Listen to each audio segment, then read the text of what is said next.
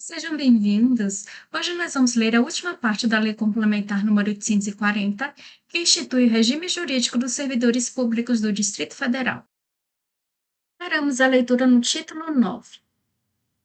Título 9. Capítulo único das disposições finais e transitórias. Artigo 271.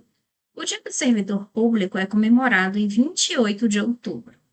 Artigo 279. Podem ser instituídos os seguintes incentivos funcionais, além daqueles já previstos nos respectivos planos de carreira. Inciso 1. Prêmio pela apresentação de ideias, inventos ou trabalhos que favoreçam o aumento de produtividade e a redução dos custos operacionais. 2. Concessão de medalha, diploma de honra ao mérito, condecoração e elogio. Artigo 280. Aos prazos previstos nesta lei complementar, salvo disposição legal em contrário, aplica-se o seguinte. Inciso 1. Sua contagem é feita em dias corridos, excluindo-se o dia do começo e incluindo-se o do vencimento, ficando prorrogado para o primeiro dia útil seguinte o começo ou vencimento do prazo que cair em dia. A linha A, sem expediente. B, de ponto facultativo. C, em que a repartição ficou fechada. D, cujo expediente foi encerrado antes do horário habitual. Inciso 2. Pela interrupção, extingue-se a contagem do prazo já feita e reinicia-se nova contagem a partir da data em que o prazo foi interrompido. 3. Durante a suspensão, a contagem do prazo fica paralisada, devendo ser retomada de onde parou na data em que cessar a causa suspensiva. Parágrafo 1º. Salvo disposição legal em contrário, os prazos são contínuos, não se interrompem, não se suspendem, nem se prorrogam. Parágrafo 2º. Os prazos fixados em meses ou anos contam-se de data a data. Parágrafo 3º. Se no mês do vencimento não houver o dia equivalente ao do começo do prazo, tem-se como termo o último dia do mês. Artigo 281. Em razão de nacionalidade, naturalidade, condição social, física, imunológica, sensorial ou mental, nascimento, idade, escolaridade, estado civil, etnia, raça, cor, sexo, orientação sexual, convicção religiosa, política ou filosófica, de ter cumprido pena ou de qualquer particularidade ou condição, o servidor não pode. Inciso 1. Ser privado de qualquer de seus direitos. 2. Ser prejudicado em seus direitos ou em sua vida funcional. 3. Sofrer discriminação em sua vida funcional ou pessoal. 4.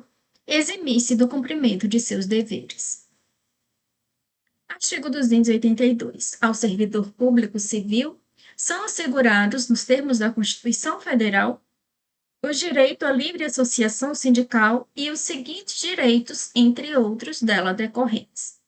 Inciso 1. Representação pelo sindicato, inclusive como substituto processual.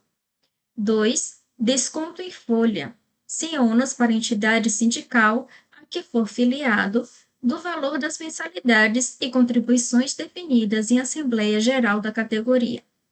Artigo 283. Para efeitos desta lei complementar, consideram-se da família do servidor o cônjuge ou companheiro, os filhos e, na forma da legislação federal sobre imposto de renda da pessoa física, os que forem seus dependentes econômicos. Parágrafo 1º. O servidor pode requerer o registro em seus assentos funcionais de qualquer pessoa de sua família. Parágrafo 2º. A dependência econômica deve ser comprovada por ocasião do pedido e a sua comprovação deve ser renovada anualmente na forma do regulamento. Parágrafo 3º. Equiparam-se à condição de companheira ou companheiro os parceiros homoafetivos que mantenham relacionamento civil permanente, desde que devidamente comprovado. Artigo 284. As orientações normativas para a uniformização dos procedimentos de aplicação desta lei complementar são formuladas no Poder Executivo pelo órgão central do sistema de inciso 1. correção sobre questões atinentes ao regime, à sanção e ao processo disciplinar, sem prejuízo das competências de corregedorias específicas. 2. Pessoal, sobre as questões não compreendidas no inciso 1. Artigo 285. As disposições desta lei complementar não alteram a jornada de trabalho vigente na data de sua publicação, não extinguem direitos adquiridos nem direitos ou deveres previstos em lei especial. Artigo 286.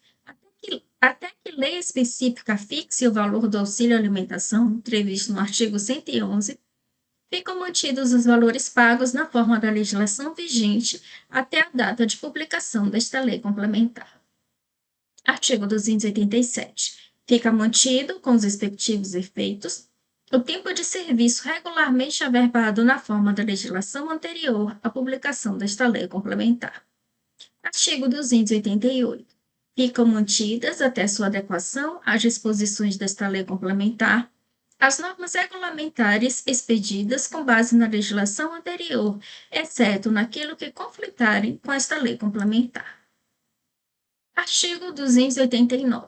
O 13º salário previsto nesta lei complementar substitui a gratificação natalícia prevista na Lei nº 3.279, de 31 de dezembro de 2003. Artigo 290.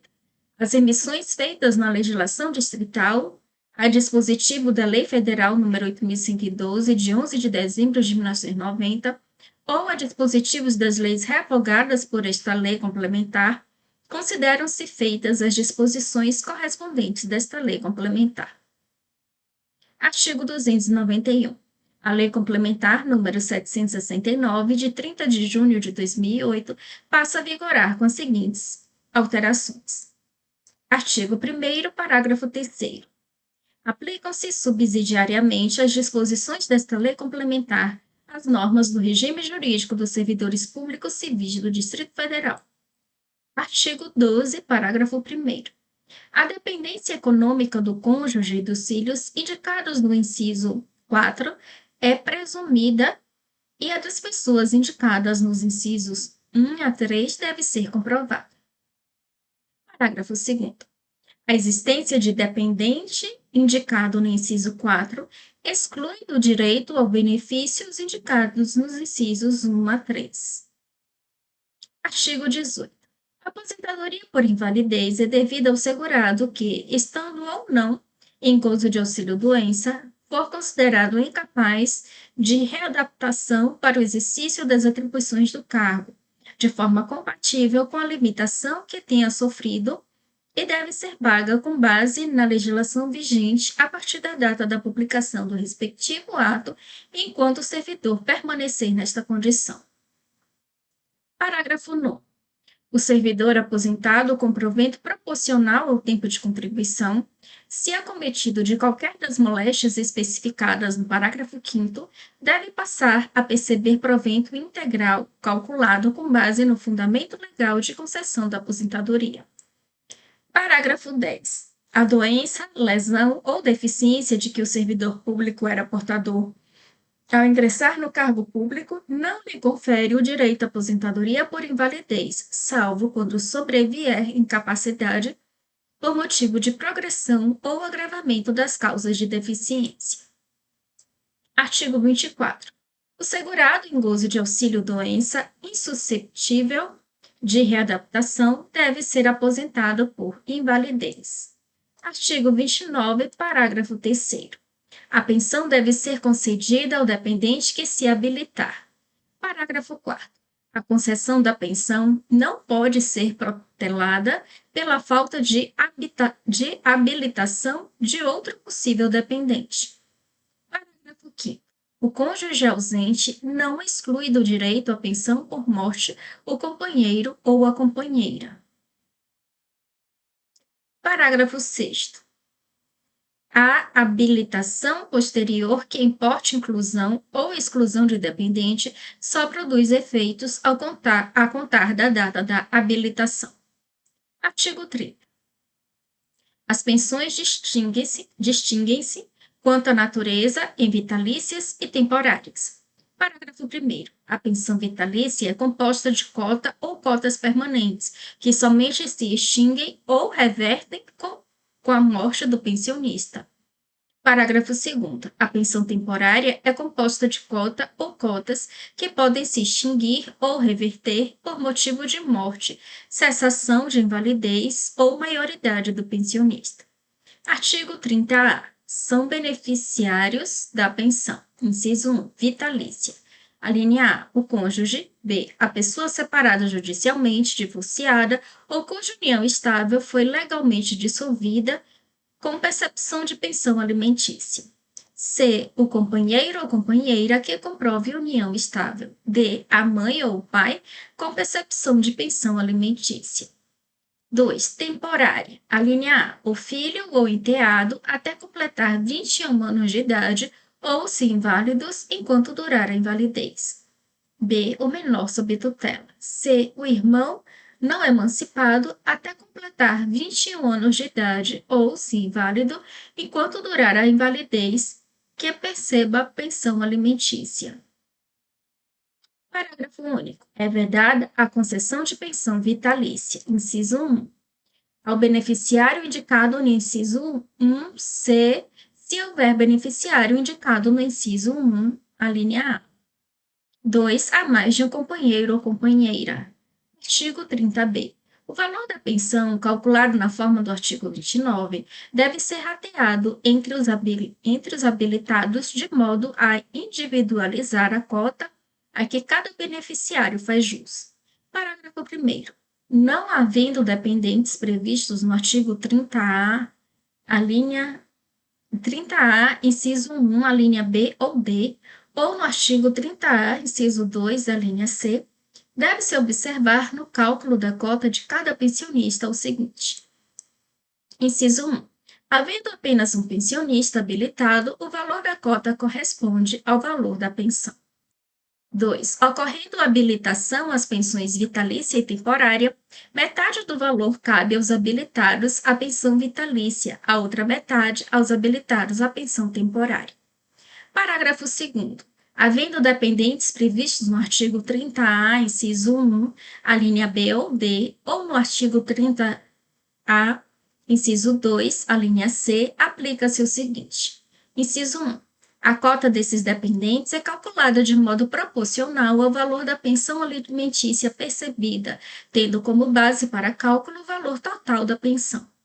2. A cota dos demais dependentes, se houver, deve ser calculada na forma do parágrafo 1º, tendo como base para cálculo o saldo do valor da pensão que permanecer após deduzir a cota de que trata o inciso 1 deste parágrafo. Parágrafo 3º. O valor apurado na forma do parágrafo 2º, inciso 1, fica limitado pela cota devida a cada beneficiário da pensão vitalícia ou da pensão temporária. Artigo 30-C. A cota do pensionista que perdeu essa qualidade reverte-se exclusivamente para seu ascendente, descendente ou irmão que também seja pensionista do mesmo instituidor de pensão. Artigo 30-D. Ressalvado o direito de opção, é vedada a percepção cumulativa de mais de duas pensões pagas por regime próprio de previdência social. Artigo 292, vetado. Artigo 293. Esta lei complementar entra em vigor no dia 1º de janeiro de 2012. Artigo 294. Ficam revogadas as disposições em contrário, deixando de ser aplicadas no Distrito Federal a Lei Federal nº 8.112, de 11 de dezembro de 1990, e a Lei Federal nº 8.647, de 13 de abril de 1993. Artigo 295. Salvo as disposições aplicáveis aos empregados das empresas públicas ou sociedades de economia mista, ficam expressamente revogados. Aí aqui tem vários artigos revogados que eu não vou ler, aqui é melhor cada um olhar, porque são vários artigos referentes a várias leis, enfim, não tem sentido ler aqui. Brasília, 23 de dezembro de 2011, Agnello Queiroz. Finalmente conseguimos concluir a leitura desta lei complementar. É uma leitura um pouco extensa, né? Mas conseguimos concluir. E se você gostou, deixe o seu like e indique esse canal para quem você conhece que vai fazer concurso público. Até o próximo vídeo.